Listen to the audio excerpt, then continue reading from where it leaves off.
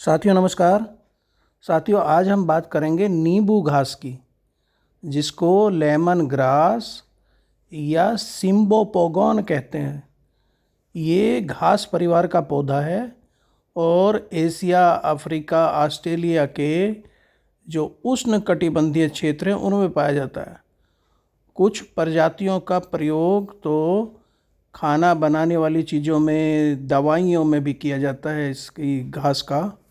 इस घास की पत्तियों की सुगंध नींबू जैसी होती है और ये जो हमारा जो तेल बनता है ना, सिट्रोनेला तेल, वो इसी से बनाया जाता है, जिसको हम साबुन, सेंट, मच्छर भगाने वाली अगरबत्ती में प्रयोग करते हैं। और चाय बनाने में तो सर्दियों में खास करके इसकी पत्तियों का खूब इस्तेमाल होता है। आज हम इसको अपने टेरेस गार्डन में एक 10 इंच के गमले में इसको ट्रांसप्लांट कर रहे हैं। और ये हमने इसमें गमले में क्या किया है, टेराकोटा का गमला है ये। इसमें हमने गार्डन सॉइल ली है 50% और 25% सैंड और 25% वर्मी कंपोस्ट दिया है। इन तीनों को मिला के और इसको हम ट्रांसप्लांट यहाँ कर रहे हैं और इसको लगाने के बाद हम इसमें पानी दे देंगे। ये लेमन ग्रास को बहुत सारे नामों से पुकारा जाता है, जैसे लेमन ग्रास है, चाइना ग्रास है, भारतीय नींबू घास है, मालाबार घास है, कोचीन घास, धूप गंधिका, गुलाब कनाडा। वैसे इसका जो बॉटेनिकल नाम है वो सिम्बोपोगोन फलक्स्यू ओसस है। तो इसमें जो ना, इसकी पत्तियों में बहुत ही मधुर तीक्ष्ण गंध होती है। चाय में डालकर उबालकर पीने से ताजगी के साथ सर्दियों में बहुत राहत मिलती है। गुलाब पुष्प जैसी भी इसमें सुगंध आती है और ये देखने में धान के झुंड की तरह दिखती है। इसकी खुशबू से घर से सारे मच्छर, कीटाणु, कीड़े, कृमि भाग जाते हैं। ज्वर संक्रमण नहीं होता अगर घर में लेमन ग्रास लगा रखी है तो। और गंजापन दूर करने में पीस कर सिर पर लगाने से इसको बहुत राहत मिलती है। इसका रस माइग्रेन में लाभकारी है।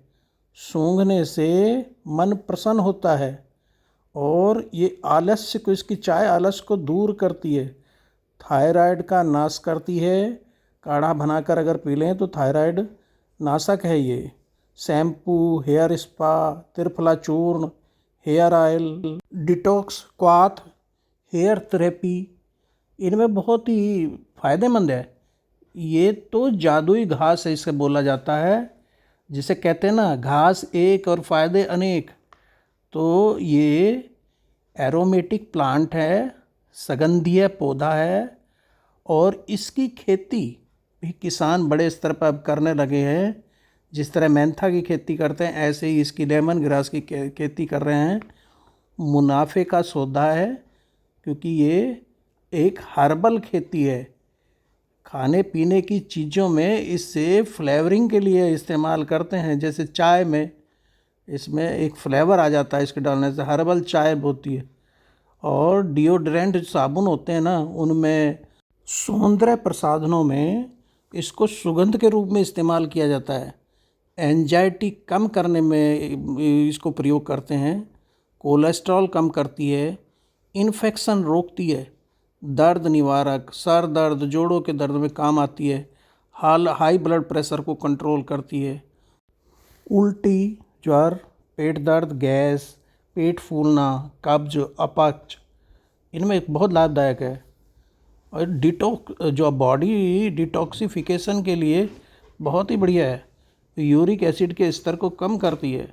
एंटीऑक्सीडेंट, एंटी इन्फ्लेमेटरी, एंटीसेप्टिक गुण है इसके। एनीमिया हो जाता है तो आयरन इसमें भरपूर होता है, तो आयरन की कमी को दूर करती है। कैंसर में मददगार है, ये हमारी इम्यूनिटी को बढ़ाती है और मौसमी बीमारियों से बचाती है।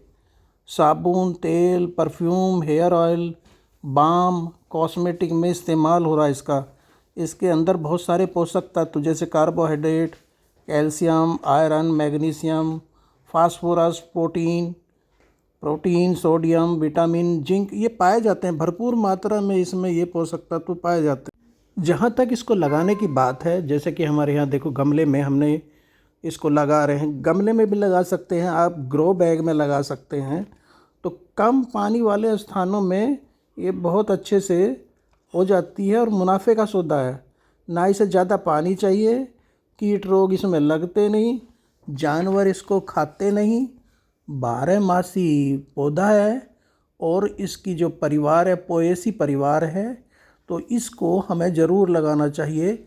इसकी 3-4 वैरायटी हैं जो आजकल जिनकी बहुत खेती हो रही है, जैसे OD19, OD408, RRL 39, प्रगति, प्रमाण, CKP 25, कृष्णा एंड कावेरी।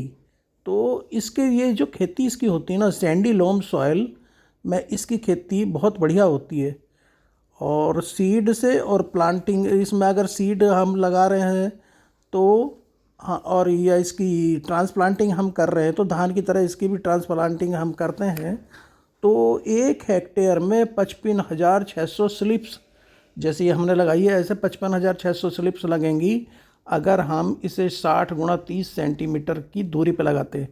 मतलब 60 सेंटीमीटर उसकी लाइन से लाइन और 30 सेंटीमीटर इसकी पौधे से पौधे की दूरी रखती। अगर इसकी दूरी 60 × 45 रखते हैं तो तब 37,000 स्लिप्स पर हेक्टेयर लगेंगी। और इसकी ट्रांसप्लांटिंग जो सबसे बढ़िया रहती है वो रहती है जून जुलाई या अक्टूबर नवंबर में।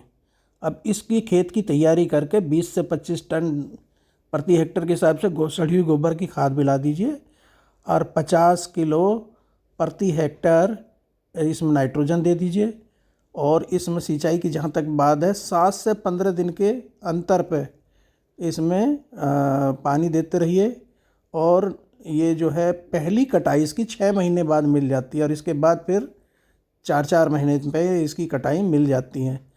तो इसको वैसे जनरली किसान जो लगाते हैं 1-1 फीट की दूरी पे लगाते हैं, जिससे 5 से 6 टन इसकी हर्वेज मिल जाती है, जिसमें से 5 से 6 किलो तेल मिल जाता है। और तेल इसका करीब 1,500 रुपये किलो इसका तेल बिक जाता है। और इसको 10 से 15 सेंटीमीटर ऊपर से किसान काटते हैं। और फिर तेल जो इसमें जो स्टीम डिस्टिलेशन प्लांट आता है, इसका टंकी जिसको किसान बोलते हैं, उससे इसका तेल निकाल लिया जाता है। तो इस तरह इसकी हम तेल निकाल लेते हैं और इसका अच्छा रेट हमें मिल जाता है। और जैसे मैंने बताया गमले में, पॉली बैग में आप इसको उगा सकते हैं। इसमें बस हाँ, क्योंकि गमले में इसको मिट्टी नम रहनी चाहिए, मिट्टी को सूखने नहीं देना चाहिए। और जो ये पत्तियाँ कुछ सूखी रहती है ना, इनको निकाल दीजिए। इनको निकाल के अगर आप जला देते हो ना, घर में जो सूखी पत्तियाँ रहती है, सब मच्छर भाग जाते हैं। तो ये बहुत ही फ़ायदेमंद और हमारी टेरेस गार्डन के लिए बहुत ही अच्छी घास है। इसको हमें अपने गार्डन में ज़रूर समावेश करना चाहिए। तो नमस्कार, थैंक यू दोस्तों।